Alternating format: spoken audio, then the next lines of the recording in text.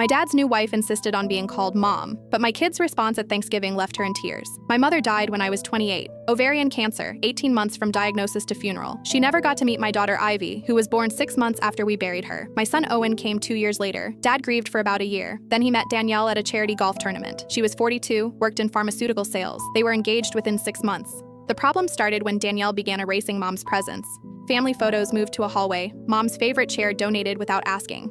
At their wedding, Danielle's toast thanked everyone for celebrating the start of our real family. Then she announced she wanted the kids to call her Mom. "It'll be less confusing," she said. "They never knew your mother anyway." I told her no. Firmly, that name belonged to one person. Danielle pushed harder over the next months. She'd correct the kids when they said her name, bought them gifts with cards signed Love, Mom, posted photos on Facebook captioned, "My grandbabies and their mom." Dad refused to intervene. "She loves them. What's the harm?" The harm was watching my mother's memory erased like she'd never existed. Thanksgiving was at their house. Danielle wanted to go around and say what we were thankful for. When it was Ivy's turn, she stood up carefully. She was 7, wearing the dress my mother had bought before she got too sick to shop. "I'm thankful for my real grandma," Ivy said clearly. "She's in heaven, but Mom shows us pictures and tells us stories about her. She had the same laugh as Mom, and she loved butterflies." The room went silent. "I'm thankful that even though I never met her, I know she would have loved us. And I'm thankful Mom makes sure we remember her, because forgetting people who loved you would be really sad." Owen, who was 5, added solemnly, "Our real grandma died."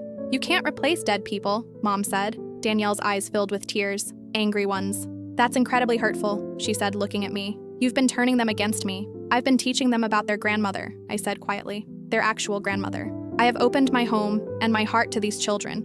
Danielle's voice shook. "And this is how they repay me? By throwing a dead woman in my face?"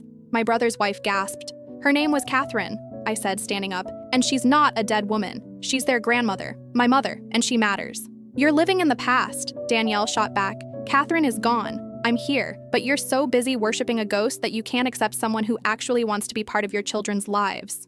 Wanting it doesn't make it yours," I said. Danielle grabbed her purse and left. Dad followed her without a word. We ate Thanksgiving dinner at my house that year. Pizza and grocery store pie. The kids helped me pull out Mom's photo albums. "Did we do something wrong?" Ivy asked. "No, baby," I said. "You told the truth. That's never wrong." Dad called a week later. Danielle wanted an apology from me and the kids.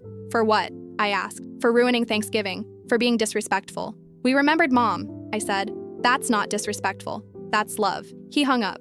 We haven't been invited back. Dad comes to visit alone sometimes, when Danielle's at work. He never mentions Mom anymore. Last week, Ivy asked if we could visit Grandma Catherine's grave. We brought butterflies made of construction paper and hung them on the headstone. Some people can't be replaced, and I'll spend the rest of my life making sure my kids know that.